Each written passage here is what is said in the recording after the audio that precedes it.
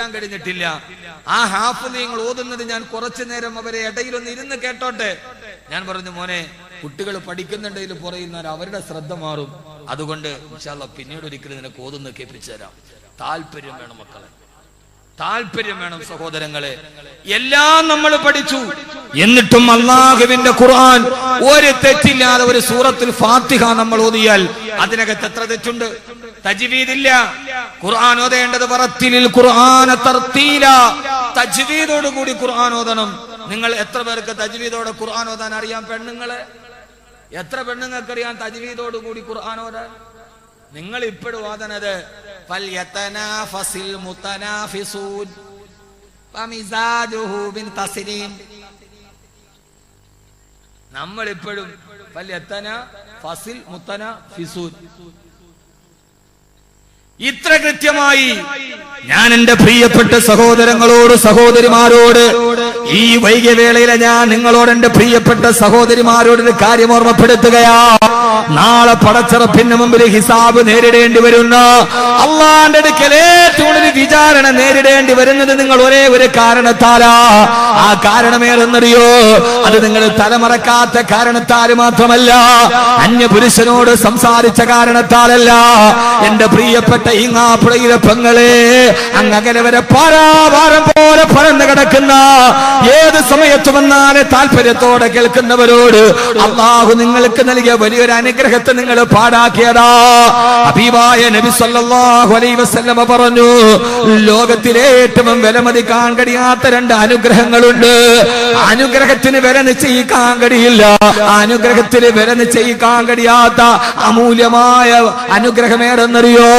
അസ്സിഹത്തു വൽ ഫറാഗ്. ഒന്ന്, നിങ്ങൾ കൊഴിവ് കിട്ടുന്ന സമയമാ. ഓരോ സഹോദരി സഹോദരന്മാരോട്, പ്രത്യേകിച്ച് എന്റെ പ്രിയപ്പെട്ട സഹോദരിമാരോട് അല്ലാഹു നാളെ ഹിസാബിന് വേണ്ടി നിലനിർത്തുമ്പോ, പടച്ചറപ്പിന് മുമ്പിൽ വിചാരണ ചെയ്യുമ്പോ, ആ സമയത്തെ ഏറ്റവും കൂടുതൽ നിങ്ങൾ ഹിസാബ് പറയേണ്ടത് പെണ്ണുങ്ങളെ നിങ്ങൾ കൊഴിവ് കിട്ടിയ സമയത്തെ കുറിച്ചാ. രാവിലെ ഭർത്താവ് വീട്ടിൽ നിന്ന് ജോലിക്ക് പോയാൽ 8:30 മണിക്ക് 9 മണിക്ക് മക്കളെ ഒരുക്കിയിട്ട് അവരെ സ്കൂളിലേക്കും പറഞ്ഞു വിട്ടാൽ പിന്നെ ഏതാണ്ട് 2 മണിക്കൂർ നീണ്ടു നിൽക്കുന്ന ജോലി. ഇന്നലത്തെ തുണി അലക്കാനും ഉച്ചക്കത്തെ ഭക്ഷണം ഒരുക്കാനും ഏതാണ്ട് 10-11 മണിയോടെ ജോലി കൃത്യമായി ചെയ്താൽ ഒരു വീട്ടിൽ ഒതുങ്ങാവുന്ന ജോലിയല്ലേ ഉള്ളൂ.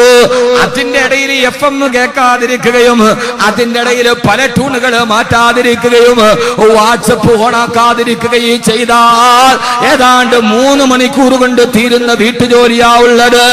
11 മണിയായി കഴിഞ്ഞാൽ പിന്നെ നീ പൂർണ്ണമായിട്ട് ഫ്രീ ആവുകയാ. വൈകുന്നേരം മക്കൾ വരുന്നത് വരെ ഒഴിവ് കിട്ടുന്ന സമയമുണ്ടല്ലോ, ആ സമയത്തെ കുറിച്ച് നാളെ പടച്ചറപ്പ് നിന്നോട് വിചാരണ ചെയ്യും. എന്റെ പ്രിയപ്പെട്ട ഉമ്മ,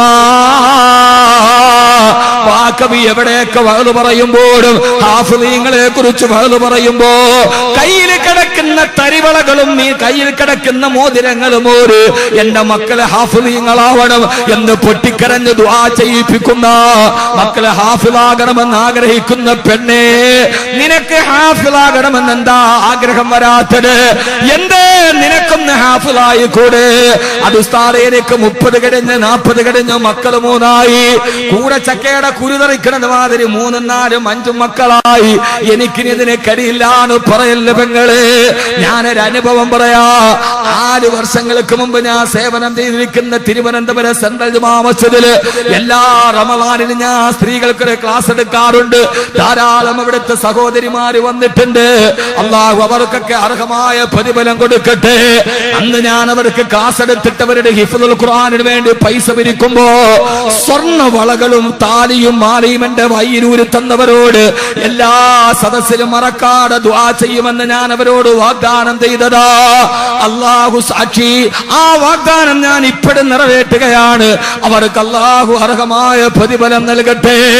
അന്ന് ഞാൻ ഒരു ഹിഫ്ളുൽ ഖുർആന്റെ ഉദ്ഘാടനത്തിന് ഖുർആനിന്റെ വേദിയിൽ ഹാഫിളീങ്ങളുടെ മഹത്വത്തെ കുറിച്ച് പ്രസംഗിച്ചപ്പോ 55-60 വയസ്സുള്ള ഒരു ഉമ്മയും അവരുടെ 30-35 വയസ്സ് പ്രായമുള്ള ഒരു മകളും കൂടി, അവര് രണ്ടുപേര് സൗദി അറേബ്യയിലാണ്. അവര് വന്നിട്ട് പറഞ്ഞു, ഉസ്താദേ ഞങ്ങൾക്കും ഹാഫിളാവണം, ഈ വയസ്സിന് ഞങ്ങൾക്ക് ഹാഫിളാവണം. അങ്ങനെ പഠിക്കാനുള്ള കുറെ മെത്തേഡുകളും കുറെ കൈവടികളും ഒക്കെ ഞാൻ എഴുതി കൊടുത്തു. പിന്നീട് 4 വർഷം കഴിഞ്ഞു ഞാൻ അവിടെ നിന്ന് മാറി.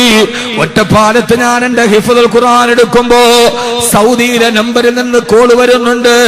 എല്ലാരും പരാതിയും പരിഭവവും പറയുന്നത് പോലെ, അടുത്തവർ പോലും പറയുന്നത് പോലെ ഫോൺ എടുക്കുന്ന കാര്യത്തിൽ ഞാൻ ഒരൽപ്പം പിശുക്കനാണ്. ഒരേ നമ്പറിൽ നിന്ന് കോൾ വന്നു. അവസാനം മെസ്സേജ് വന്നു, ഉസ്താദേ ഒരു സന്തോഷ വാർത്ത പറയാനാ, കോൾ എടുക്കുമോ?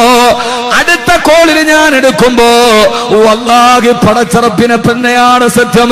അന്ന് 55 വയസ്സ് പ്രായമുള്ള ഇപ്പോൾ 60നോടടുത്ത ഉമ്മ സന്തോഷത്തോടെ പറയാ, ഇന്ന് സുബഹി നിസ്കാരം കഴിഞ്ഞപ്പോ ഞാൻ 4 വർഷം കൊണ്ട് വിശുദ്ധമായ ഖുർആൻ ഹാഫിളത്തായി.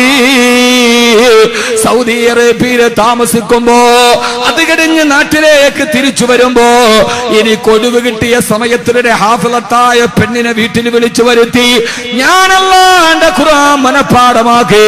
എന്റെ പൊന്നുമോൾ ഇപ്പൊ 20 ജുസോളം കഴിഞ്ഞിട്ടുണ്ട്. ആ മത്സരത്തിൽ ജയിച്ചത് ഉമ്മയാണ്. എന്റെ പ്രിയപ്പെട്ട പെങ്ങളെ, എന്റെ പ്രിയപ്പെട്ട പെങ്ങള്, അല്ലാഹു നിന്നെ പോലെ സൗകര്യം തന്നവരാരുമില്ല. ഞാൻ ഈ വാദം പറയുന്നത് ദാറുൽ തഖ്വയിലെ ഹാഫിളീങ്ങൾക്ക് വേണ്ടിയല്ല.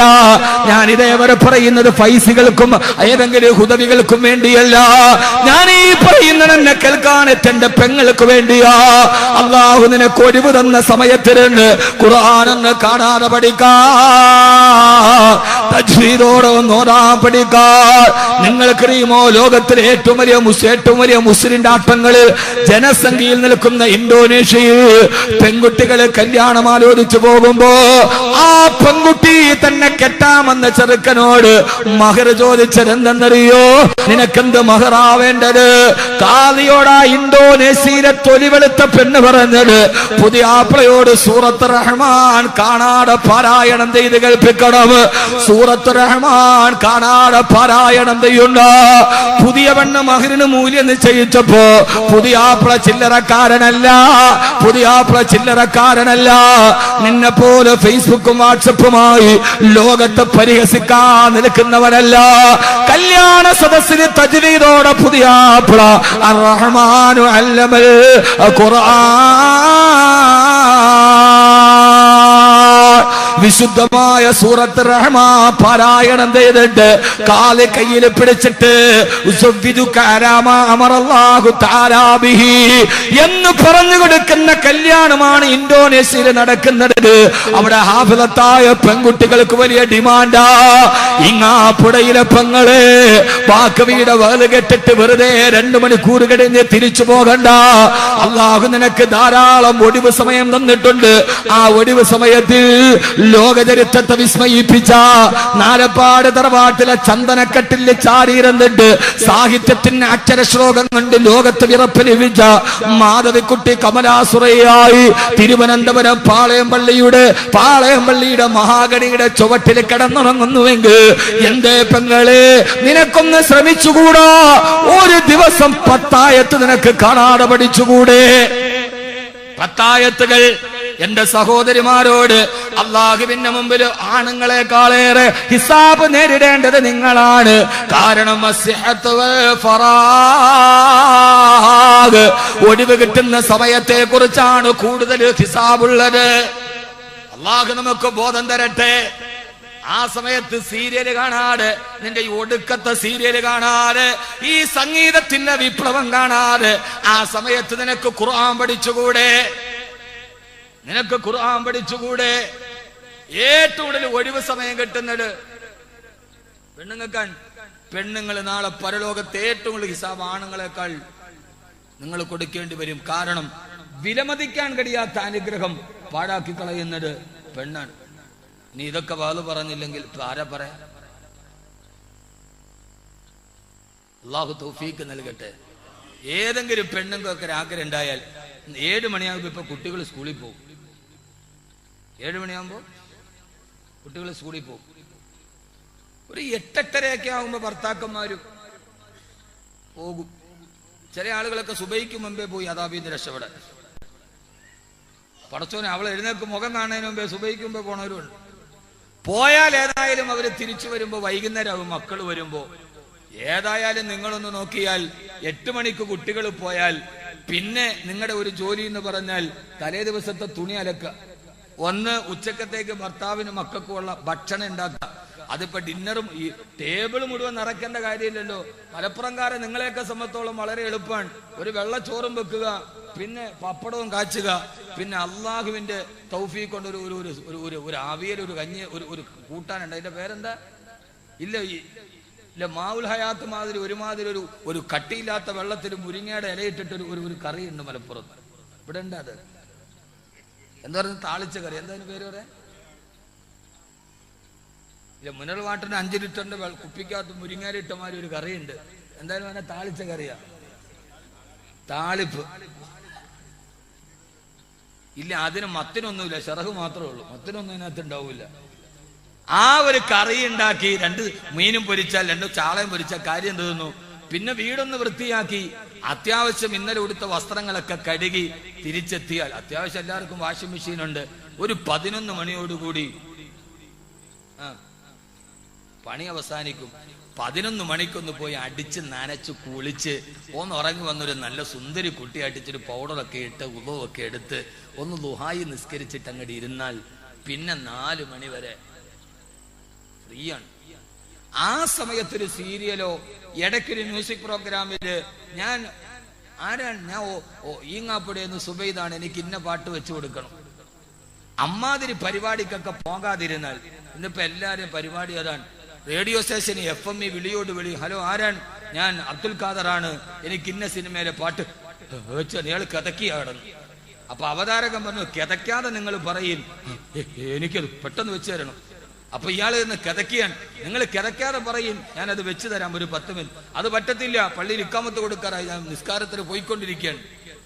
ഈ ഇക്കാമത്ത് കൊടുക്കണ ബേജാറി പള്ളിമയിലോട്ട് പോണതിന്റെ ഇടയിലാണ് ഈ വിളി. ഞാനിത് പറയാൻ കാരണം, ഖുർആൻ നമ്മുടെ ഹൃദയത്തിൽ നിന്ന് മാറാൻ ഏറ്റവും പ്രധാനപ്പെട്ട കാരണം സംഗീതത്തോടുള്ള നമ്മുടെ പ്രേമമാണ്. ഖുർആൻ ഞാൻ പറഞ്ഞതല്ല, അള്ളാഹു. എന്റെ പ്രിയപ്പെട്ട സഹോദരങ്ങളെ, ഖുർആൻ പഠിക്കാനുള്ള ഏറ്റവും വലിയ തടസ്സം സംഗീതമാണ്. നിങ്ങൾക്ക് നിങ്ങളുടെ മർമ്മത്തിൽ പിടിച്ച വലിയ പ്രശ്നമാണ്. അതില്ലാതെ ഒന്നില്ല. കല്യാണത്തിന്റെ തലേന്നും പട്ടുറുമാൽ, പെരുന്നാളിന്റെ അന്ന് രാത്രിയും 30 നോമ്പ് പിടിച്ചിട്ട് 30ാം നോമ്പിന്റെ പരിസമാപ്തി വല്ലാക്കിബത്തുലിൽ മുത്തഖീൻ, അന്നും പട്ടുറുമാൽ. അതില്ലാതെ നമുക്ക് ജീവിതമില്ല. അല്ലാഹു ചോദിക്കുകയാണ്, അഫലാ യതദബ്ബറൂനൽ ഖുർആൻ, എന്തേ വിശുദ്ധമായ ഖുർആനിനെ നിങ്ങൾ ചിന്തിക്കുന്നില്ല? ആ ഖുർആനിനെ നിങ്ങൾ എന്തേ പഠിക്കുന്നില്ല?